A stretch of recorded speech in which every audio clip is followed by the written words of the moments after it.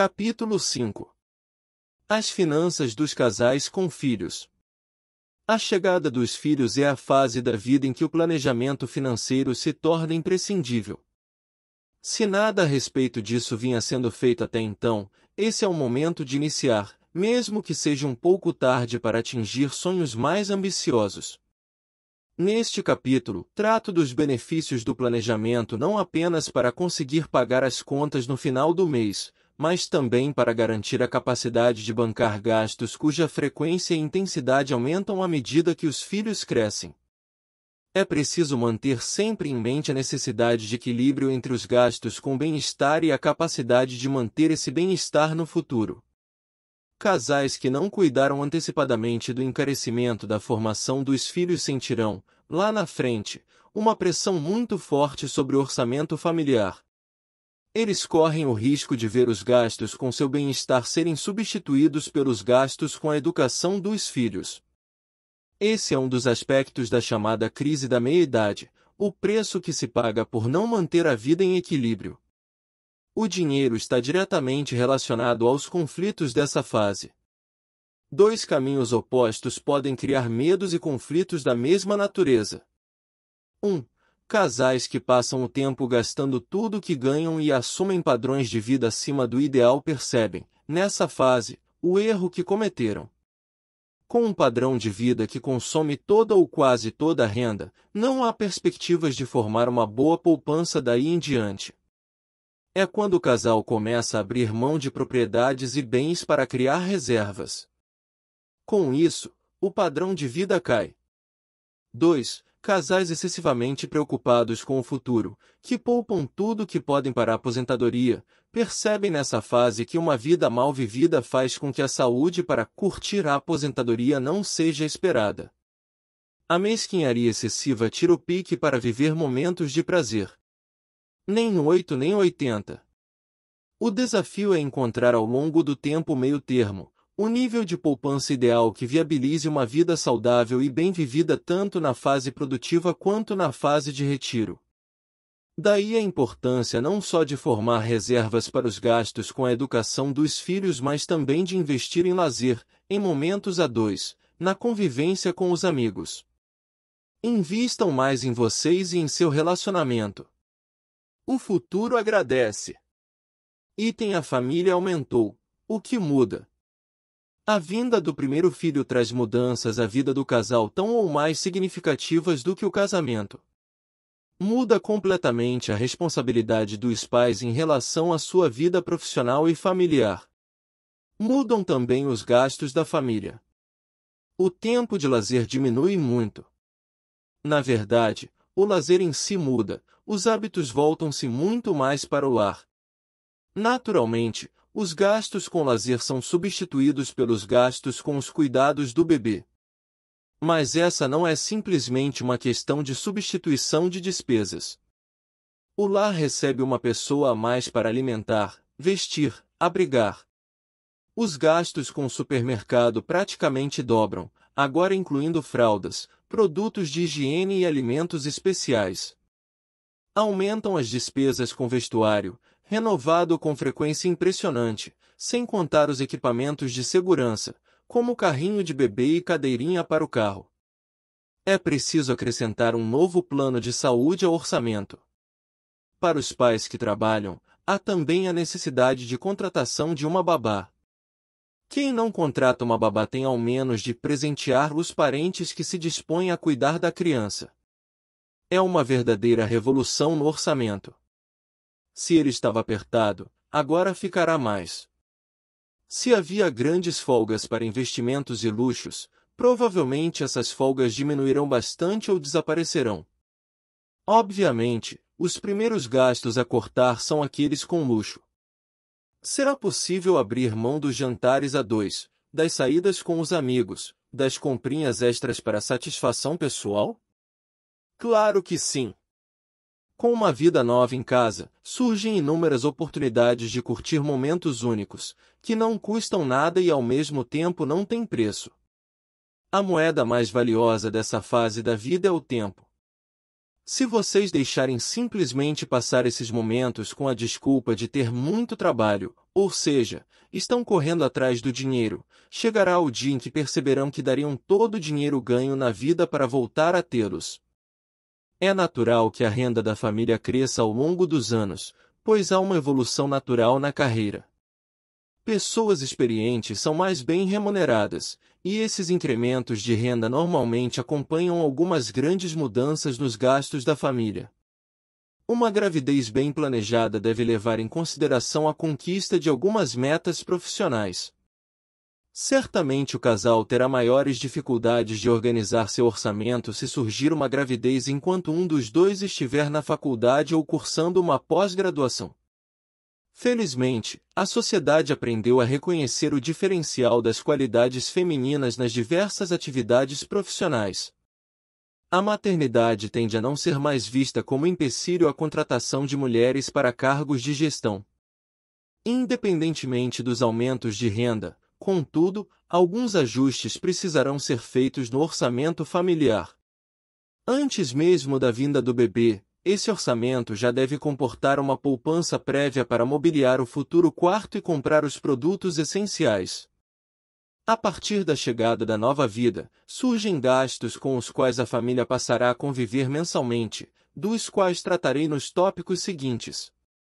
Poupança mensal, garantia de um futuro tranquilo. Acredito que a maior preocupação dos pais em relação aos filhos é conseguir proporcionar-lhes um futuro seguro e tranquilo.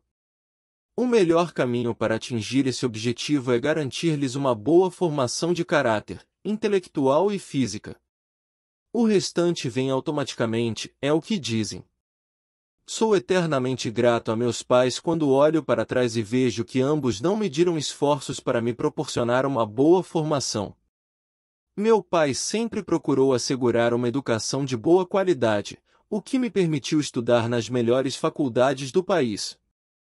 Minha mãe sempre me incentivou a me alimentar de forma saudável e me forçou a praticar esportes.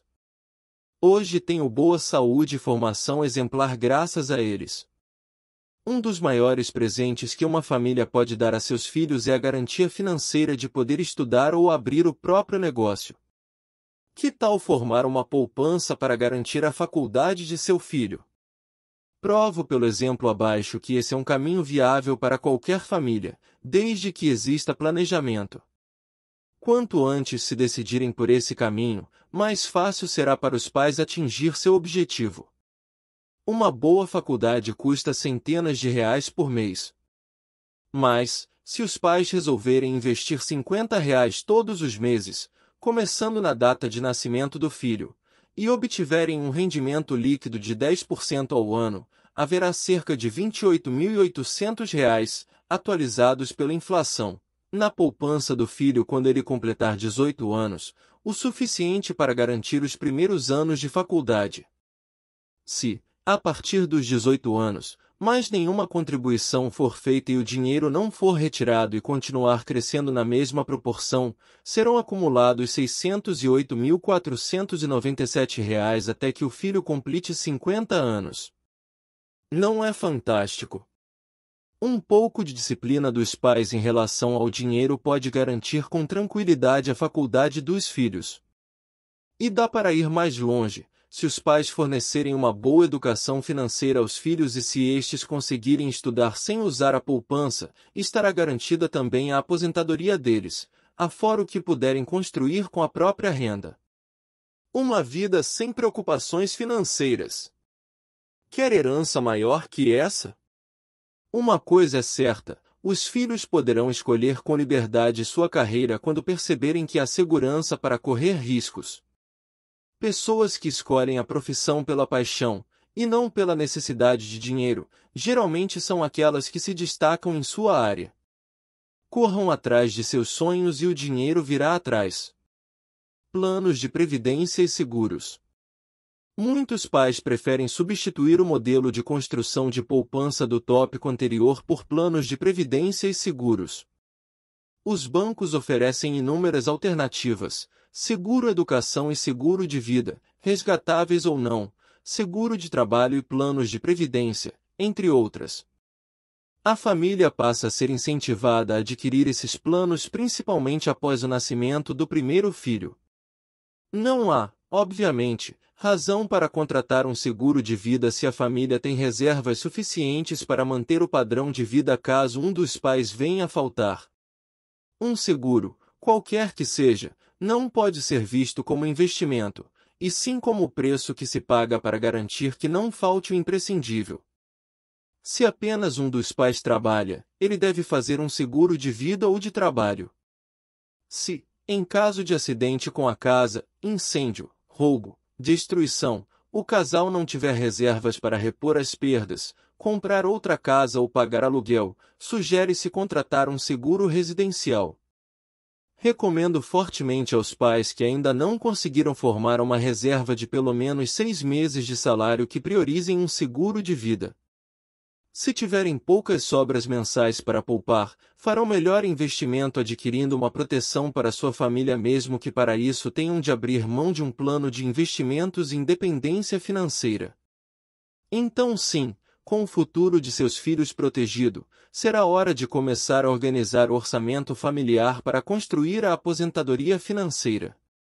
As famílias que possuem vários dependentes devem analisar com cuidado a hipótese de contratar planos de saúde.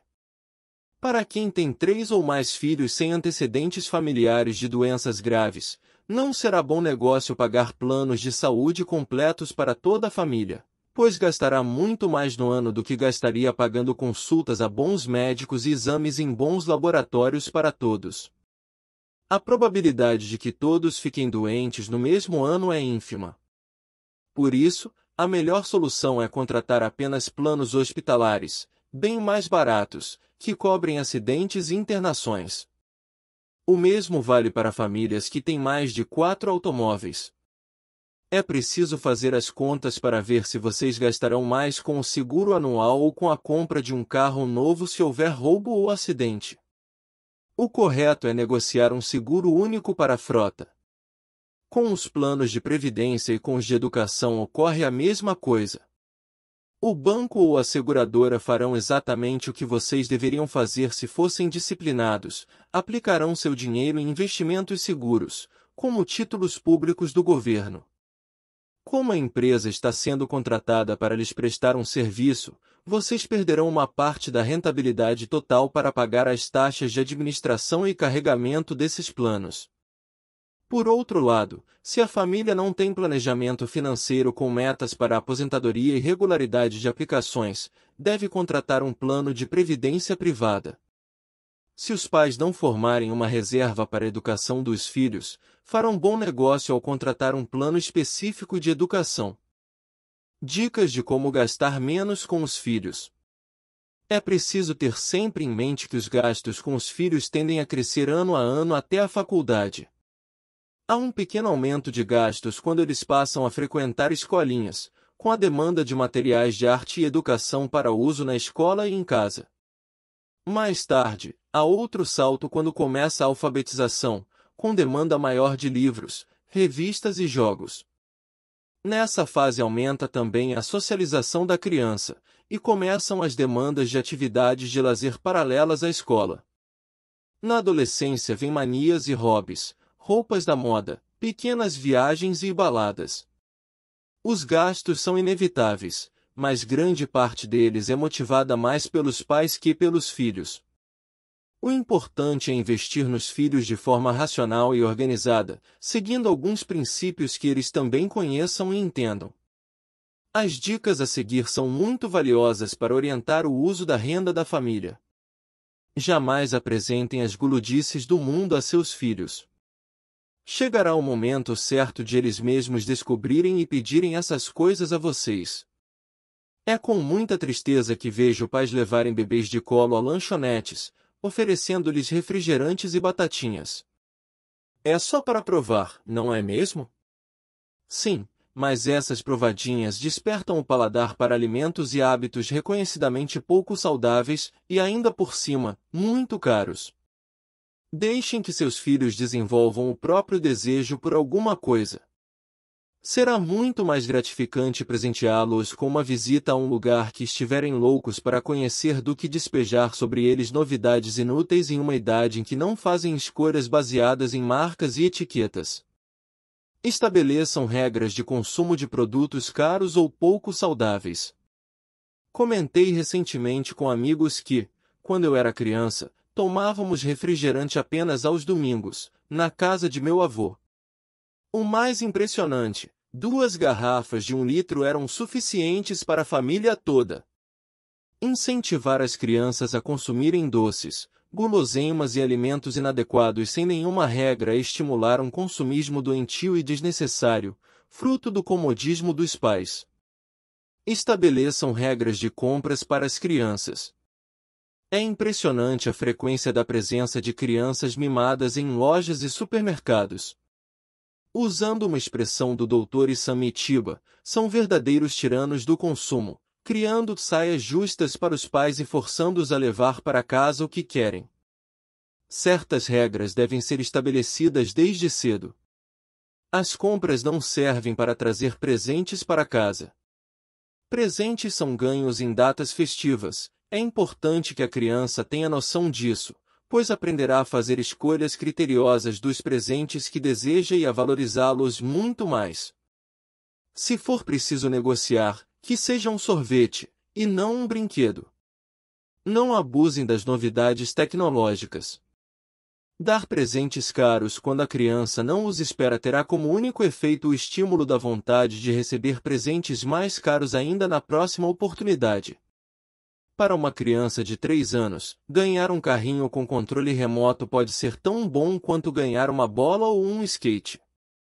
Não é nenhum pecado dar ao filho um carrinho de plástico comprado na feira se esse é o presente que o faz feliz. Supermercado não é lugar de criança. A não ser, é claro, que elas mostrem saber comportar-se em um lugar de tantas tentações. A técnica de fazer compra com lista vai por água abaixo quando temos uma criança ao nosso lado que parte nosso coração com aquela expressão de quero tanto. As embalagens são feitas para criar esse efeito, e isso é normal. Convencer uma criança do que cabe e do que não cabe no orçamento é difícil, portanto será melhor deixá-la com alguém. Ensinando pelo exemplo, o comportamento financeiro dos pais. Alguns investem em imóveis porque ouviram falar que isso é seguro. Outros não investem em ações porque um parente já perdeu muito dinheiro com elas. Muitos gastam mais do que podem na compra de um automóvel porque seus amigos têm carros de alto padrão. Será que eles também não estão atolados em dívidas? Quero dizer com isso que muitas das decisões que tomamos em relação ao dinheiro decorrem de hábitos, nem sempre saudáveis, que imitamos da maioria das pessoas que conhecemos. Isso seria ótimo se estivéssemos rodeados de milionários. Mas o Brasil é um país de pobres. O mesmo tio que o orienta a comprar a casa própria por segurança pode ser mais um do time de pessoas que sofrerão com a queda do padrão de vida na velhice, dependendo dos filhos para pagar tratamentos de saúde. Se uma velhice com dificuldades financeiras atinge a grande maioria das pessoas, por que seguimos tão fielmente as recomendações financeiras de quem não é especialista na construção de riqueza? A racionalidade do planejamento financeiro torna o processo de educação financeira bastante simples. Na verdade, sou inconformado com o fato de não existir obrigatoriamente a disciplina de educação financeira no ensino médio das escolas brasileiras. Afinal, a falta de poupança é a origem de muitos problemas nacionais, assim como a falta de crédito e os juros elevados. A construção de uma nação rica depende da capacidade de seus cidadãos de enriquecer.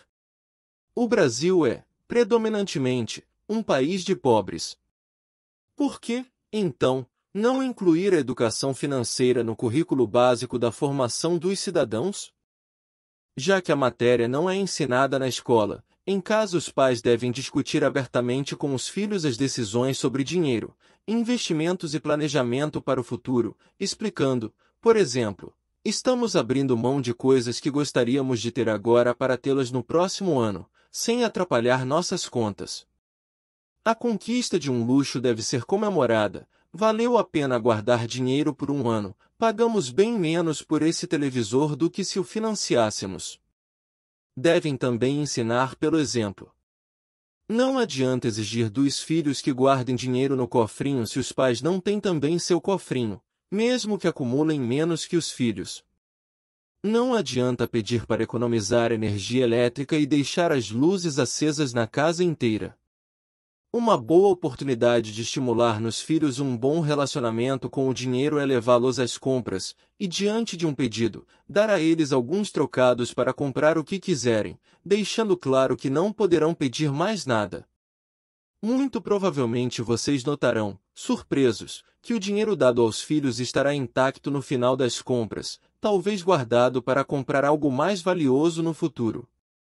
Essa é uma lição financeira fundamental. Há de que existe um custo de oportunidade no dinheiro. E eles aprendem sozinhos, sem precisar de calculadora. Muita atenção à justiça financeira. Na hora de presentear, talvez um dos filhos queira algo que custe menos da metade do presente que o outro deseja. Um quer uma bola de borracha e o outro quer um carrinho com controle remoto. Evitem tal discrepância, pois quando ambos crescerem e a noção de valor se tornar mais apurada, tais diferenças poderão criar a impressão de injustiça ou de preferência arbitrária por um dos irmãos. A igualdade de valores percebidos é importante para evitar cobranças inconscientes no futuro. À primeira vista, pode parecer muito difícil lidar com tantas variáveis. Mas lembrem-se, é uma questão de maus hábitos em relação ao dinheiro. Quanto mais o casal discutir as questões financeiras e o valor intrínseco de bens adquiridos, mais naturais se tornarão suas decisões em termos financeiros. Riqueza é também uma questão de hábito. A educação financeira dos filhos. Outra forma de incentivar a educação financeira é através de práticas cotidianas, simulações do dia a dia dos adultos. É disso que as crianças gostam. Ensinar finanças com fórmulas de matemática financeira, mecânica dos juros e simulações numéricas traz o risco de cultivar aversão por finanças na cabeça das crianças. Valor intrínseco é um conceito econômico que vai além do preço, envolvendo também o benefício que o bem traz a quem o usa. Quanto mais desejado for um bem, maior será seu valor intrínseco. Por isso, tenham o cuidado de respeitar certa ordem nas ferramentas de ensino que permitem despertar o interesse das crianças. A educação financeira pode começar com jogos que envolvam decisões de compra e acumulação de dinheiro. Um clássico de jogos desse tipo é o Banco Imobiliário. Os pais podem facilitar para os filhos a percepção dos aspectos financeiros do jogo com comentários do tipo: é igualzinho à vida real, ou seu avô ficou muito rico assim, acumulando dinheiro e investindo em imóveis. O segundo passo na educação financeira seria dar permissão aos filhos para imitar os adultos em situações de escolha e compra com recursos limitados, pedir ajuda dos filhos, por exemplo, para montar o orçamento de uma festinha de fim de semana ou das próximas férias. A etapa seguinte seria estimular a responsabilidade pessoal. Talvez seja esse o maior objetivo de propor uma mesada aos filhos. Eles aprenderão bastante quando perceberem que seus recursos são escassos. Finalmente, há a participação da criança, nesse caso já adolescente, nas decisões sobre o orçamento doméstico de toda a família. O acompanhamento mensal dos custos da casa e o monitoramento de algumas contas de poupança para atingir certos objetivos, como uma viagem, proporcionam um excelente aprendizado sobre as finanças de uma vida independente. Quando esse ponto for atingido, provavelmente haverá interesse suficiente para frequentar um curso de matemática financeira e planejamento financeiro pessoal. Os filhos devem conhecer o orçamento da família? Quando afirmo que é dever dos pais discutir abertamente o tema dinheiro diante dos filhos, é preciso tomar cuidado com dois assuntos delicados: renda e poupança. O perigo desses assuntos está na ordem de grandeza dos números. Para uma criança que tem um sorvete como desejo de consumo, R$ 1 é muito dinheiro, e ganhar moedas é uma verdadeira realização. Enquanto essa criança não lidar com padrões de consumo equivalentes aos de um adulto, comprando as próprias roupas, por exemplo, sua percepção de renda será bastante distorcida. Ela imagina que os pais ganham alguns punhados dessas moedas que recebe de presente. Por isso, dizer a uma criança que seu pai ganha, por exemplo, R$ 1.000 por mês pode gerar consequências bastante indesejáveis. É uma renda imensa para uma criança, mesmo que esse valor esteja abaixo do mínimo necessário para sustentar uma família de forma digna no Brasil. Em sua inocente percepção, essa é uma fonte infinita de recursos, motivo para perceber seu pai como um grande pândaro, que tem dinheiro mas não lhe dá presentes. Motivo também de conversa e de esnobação diante dos colegas, o que pode chegar aos ouvidos de outros pais. Quando eu era pequeno, imaginava que meu pai ganhava muito dinheiro, afinal tínhamos 2 carros e passávamos o Natal com a família toda reunida em nossa casa. Presentes não eram frequentes, mas não faltavam em meu aniversário nem no Natal.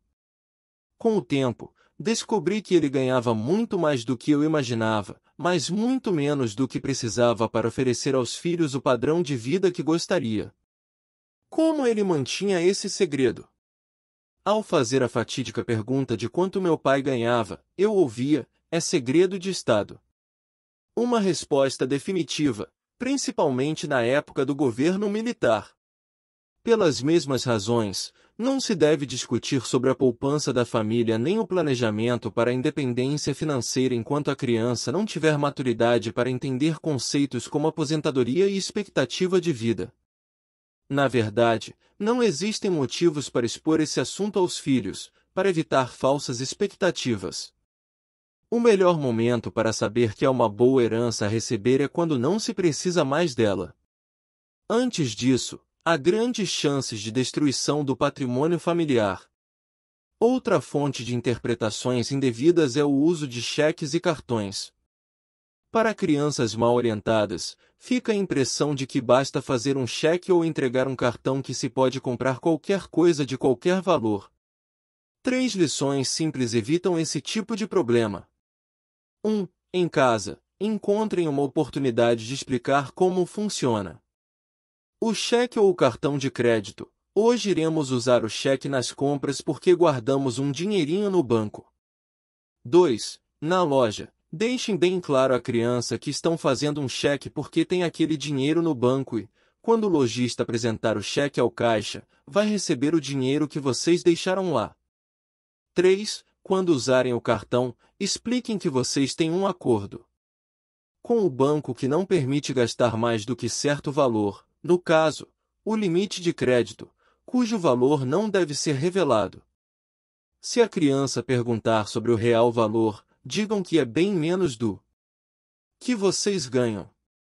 Fica então a dúvida, se não é saudável revelar todos os valores aos filhos, como ensinar planejamento financeiro e orçamento doméstico? Sugiro que se aproveitem projetos familiares específicos para pôr em prática a educação financeira, como no exemplo abaixo. Ao planejar as férias escolares, é possível e recomendável abrir a discussão para todos os membros da família que já conheçam matemática básica. Com alguns meses de antecedência, pode-se criar a expectativa de uma gostosa viagem de férias. Após o levantamento de custos, os pais montam uma relação de quanto gastarão com gasolina e pedágios, ou passagens e pacotes de viagem, alimentação, diversão e, se for o caso, hospedagem. Tenham certeza de que as crianças se interessarão por esses números, afinal são somas grandes para os padrões de consumo delas. Digam quanto pouparão por mês para conseguir os fundos para pagar a viagem. Contem com os juros de uma aplicação para mostrar que guardarão menos do que o necessário, já que o banco pagará uma parte das férias. Aí está uma oportunidade de explicar como os bancos funcionam.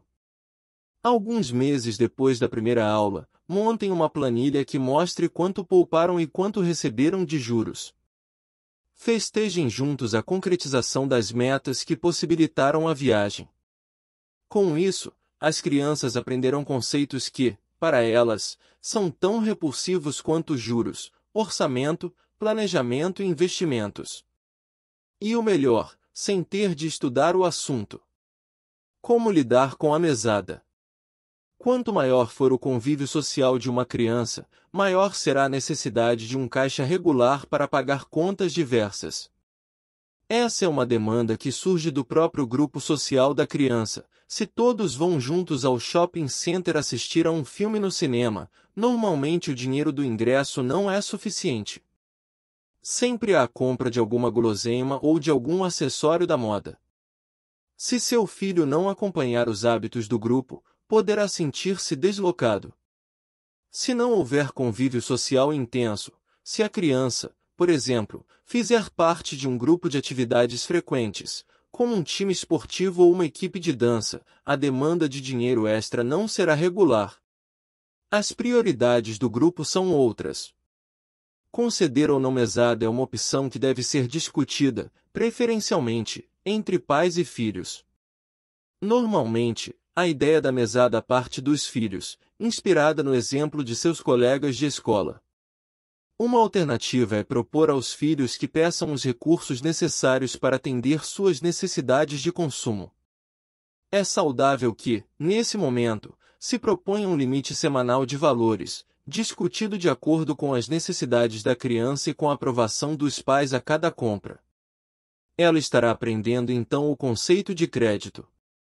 Com o tempo, essas necessidades passarão a ser mais frequentes, trazendo impactos indesejáveis sobre o orçamento. Nesse momento, os pais podem propor uma mesada para que a criança decida como bem entender sobre o uso do dinheiro. O novo conceito aprendido é o de responsabilidade financeira. O valor da mesada deve ser debatido com base num orçamento.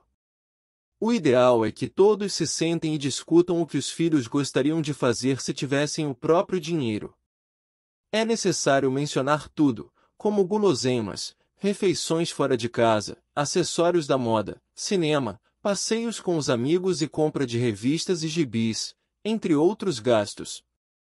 Dependendo do grau de independência que os pais oferecem aos filhos, pode-se incluir também compra de vestuário, custeio de atividades de lazer e decoração do quarto. Feito o orçamento, deve-se negociar um corte desses gastos. A mesada não deve pagar tudo o que os filhos desejam comprar. Eles devem entender que o orçamento é limitado e que os pais também adiam algumas escolhas para obter outras. Se os filhos quiserem comprar guloseimas na escola e os pais puderem arcar com isso, será interessante propor limites, incluir no orçamento 3 guloseimas por semana, por exemplo. Será mais fácil orientar os filhos nos aspectos financeiros se a frequência da mesada for maior. Em lugar da mesada, uma quinzenada pode trazer melhores efeitos. A razão disso é que a noção de tempo é diferente conforme a idade. Ele demora mais a passar para as crianças. Se elas encontrarem dificuldades no final da quinzena por ter torrado toda a mesada, vão aprender a lição e praticá-la já nos 15 dias seguintes. A forma como os pais lidam com a mesada pode ser a melhor estratégia de educação financeira. Ela não deve jamais ser utilizada como instrumento punitivo. Se você não passar de ano, perderá a mesada. Pelo contrário, deve ser considerada um instrumento de inclusão da criança no planejamento da família. Não podemos aumentar sua mesada porque esse é o valor que cabe em nosso orçamento, mas, se você tirar boas notas, receberá um bônus quando o papai e a mamãe receberem a gratificação de Natal no trabalho. Ruim quando utilizada como punição, a mesada é ótima como parte de uma recompensa. Deve-se deixar claro também que a mesada é um recurso para custear as vontades e a socialização da criança. Não é boa prática aumentar a mesada para que a criança compre os próprios livros escolares, por exemplo. Ela entende que os pais são responsáveis por sua educação, já que não foi ela que escolheu entrar na escola. Essa situação pode mudar na faculdade, quando o adolescente provavelmente entenderá com maior clareza os conceitos de orçamento, planejamento e responsabilidade financeira. Uma ocasião interessante para mais um ensinamento sobre finanças ocorre quando o filho quer uma roupa, um brinquedo ou um jogo de preço elevado. Ele merece, mas não há nenhuma ocasião especial que justifique um presente. Caso típico em que caberia o uso da mesada, mas o dinheiro que ele tem não é nem de longe suficiente para a compra. Há duas possíveis lições alternativas a ensinar. Como funciona um empréstimo? Se o preço do objeto desejado for pouco superior à quantia de que a criança dispõe, pode-se propor sua complementação, abatendo-se esse valor da próxima mesada e incluindo-se obrigatoriamente algum juro pelo empréstimo. Esse juro deve ser proposto em valores: eu lhe empresto R$ 10, mas na próxima mesada você receberá R$ 11 a menos, por exemplo, quando as crianças ainda não aprenderam matemática financeira. A criança deve entender que, se precisar usar o dinheiro dos outros, terá de pagar uma taxa por isso.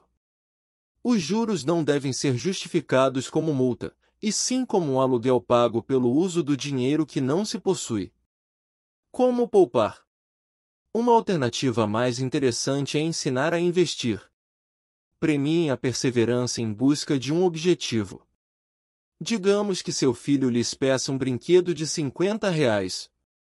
Proponham a ele que guarde R$ 10 por 4 semanas e que vocês completem os outros R$ 10 para comprar o brinquedo. Não se esqueçam de explicar que o banco funciona exatamente assim. Quando a família quer comprar um carro, guarda dinheiro no banco para pagar menos do que ele vale, já que o banco, ao pagar juros, vai contribuir com o desembolso de parte desse valor. Dinheiro no adolescência. A adolescência, fase complicada que traz novos desafios financeiros aos pais. Essa é a idade em que os filhos gastam mais. Aumentam os preços da mensalidade escolar, do material didático, dos presentes e dos hábitos de lazer.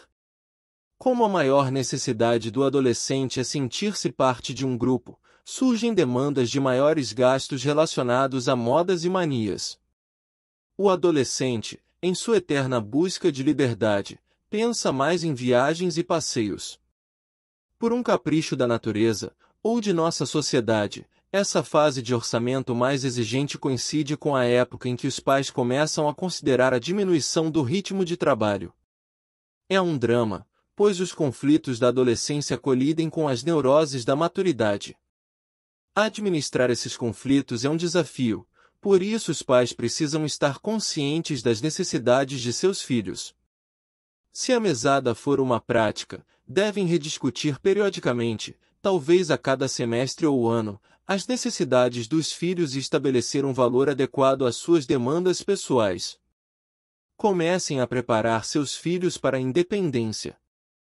Sugiro que, à medida que buscarem maior autonomia, vocês lhes ofereçam uma mesada cada vez mais poupuda para que eles próprios assumam suas despesas e administrem os gastos com educação, lazer e alimentação fora de casa.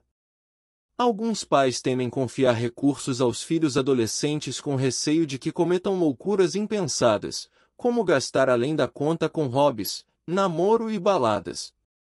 Esse raciocínio está equivocado, pois não é a disponibilidade de dinheiro disponível que leva o jovem a cometer bobagens, e sim a falta de orientação ou de confiança em seus pais.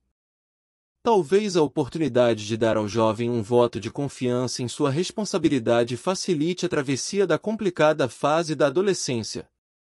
Se tiverem condições, os pais poderão garantir casa, comida e estudos, por exemplo. E uma mesada ajudará o jovem a cobrir gastos pessoais, cada vez mais íntimos. A própria busca natural de sonhos maiores de consumo será um incentivo ao jovem para que trace seu plano pessoal de estudos e trabalho. Poucos são os jovens que não ficam angustiados quando chega o momento de se decidir por uma carreira ou quando se veem obrigados a optar entre trabalho e estudo. As limitações financeiras certamente influenciam essas decisões, nem sempre de forma coerente. É sensato decidir pelo trabalho e adiar por alguns meses ou anos o sonho da formatura quando a família não tem condições de pagar uma faculdade. Essa dolorosa decisão tem até mesmo o aspecto positivo de permitir ao jovem maior amadurecimento nessa escolha. Mas não é coerente a escolha de determinada carreira em detrimento de outra por razões financeiras. Serei médico porque ganharei mais. Essa é uma grande bobagem. Profissionais medíocres e desmotivados jamais atingem o sucesso em profissões de alto nível. Por outro lado, profissionais apaixonados por seu trabalho fazem com que o sucesso os persiga. A melhor recomendação aos jovens é seguir seu coração, e não o dinheiro, na hora de escolher uma profissão. O dinheiro virá atrás, com certeza. Crianças e jovens com problemas financeiros. Quando mal utilizado, um bom instrumento de aprendizagem pode gerar efeitos contrários aos esperados. A mesada, além de custear a independência dos filhos, deve servir como experiência para que aprendam a se disciplinar com relação ao dinheiro. Por isso sugere que, após uma conversa para identificar os planos de gastos semanais dos filhos, haja uma negociação e se proponha um valor para essa mesada um pouco inferior ao que seria considerado ideal pelos filhos. A vida é feita de escolhas, e vocês devem dar a eles a oportunidade de começar a fazer escolhas de consumo em razão de restrições no orçamento. Uma das lições propostas foi a do empréstimo. Quando o dinheiro da mesada for insuficiente, será um bom ensinamento emprestar dinheiro em troca de juros. Mas, se a criança não entender a desvantagem de pagar juros e começar a entrar no vermelho de forma recorrente, será hora de suspender a prática do empréstimo e mudar a lição. Uma forma muito simples de aprender a se disciplinar com relação à renda é a utilização de um sistema de envelopes para cada necessidade. Quando perceberem que seu filho tende a ter problemas financeiros frequentes, orientem-no para, no momento em que receber a mesada, dividir o dinheiro em envelopes específicos para cada gasto principal, um envelope para as baladas, outro para os lanches, outro ainda para a compra de roupas, para a compra de livros e assim por diante. À medida que usar o dinheiro de cada envelope, o simples fato de perceber que a verba se esgota evitará que o jovem exagere nos gastos, disciplinando-o com relação ao orçamento. Quando o dinheiro de um envelope acabar, isso significa que ele não poderá fazer mais nenhuma despesa específica até o próximo pagamento. Os resultados são fantásticos. O mesmo mecanismo vale também para desenvolver a disciplina financeira em famílias de baixa renda, menos de 2 salários mínimos por membro da família, em minha opinião. No dia do pagamento, todo o dinheiro recebido deve ser dividido em envelopes. Na medida do possível, um dos envelopes deve ser dedicado ao fundo de reserva para formar uma poupança para o futuro.